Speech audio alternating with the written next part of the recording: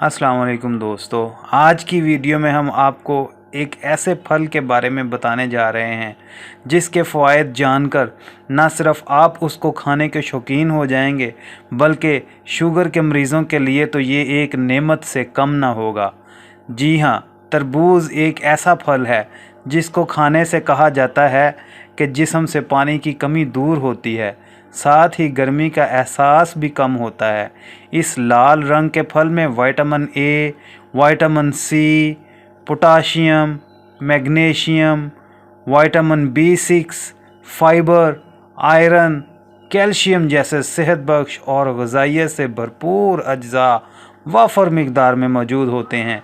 गर्मी के इस मौसम में इसका इस्तेमाल बेहद मुफीद है, लेकिन शुगर के मरीज़ ये फल खा सकते हैं या नहीं, ये सवाल अक्सर लोगों के जहन में पैदा होता है।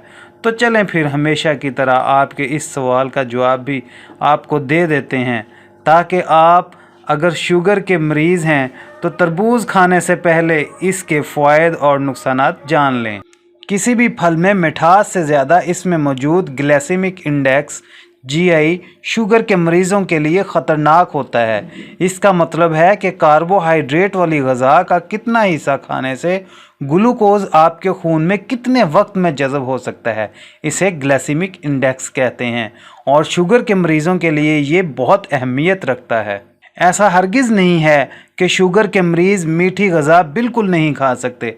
अगर शुगर लेवल डाउन हो तो मीठे फल वगैरह का इस्तेमाल करना ही पड़ता है, लेकिन शुगर के मरीज़ों के लिए सिर्फ 15 ग्राम कार्बोहाइड्रेट किसी फल के ज़रिए जिस्म का हिस्सा बनना नुकसानदेह नहीं है, लेकिन अगर इससे ज़्यादा मिकदार ली जाए तो ख़तरनाक भी साबित हो सकती है। अगर तरबूज़ की बात की जाए तो सवा कप तरबूज़ में 15 ग्राम कार्बोहाइड्रेट्स मौजूद होते हैं।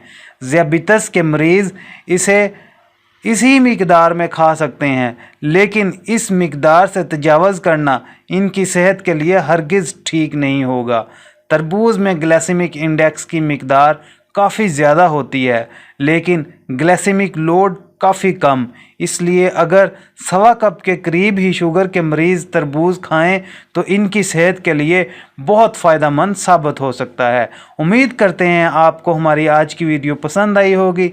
पसंद आने की सूरत में वीडियो को लाइक कर दें, वीडियो को शेयर भी कर दें और हमारे चैनल को सब्सक्राइब कर दें, ताकि हमारी न्यू वीडियोज़ के नोटिफिकेशन आपको बर वक्त मिलते रहें। अपना ख्याल रखिएगा, हमें दुआओं में याद रखिएगा। मिलते हैं किसी अगली वीडियो में।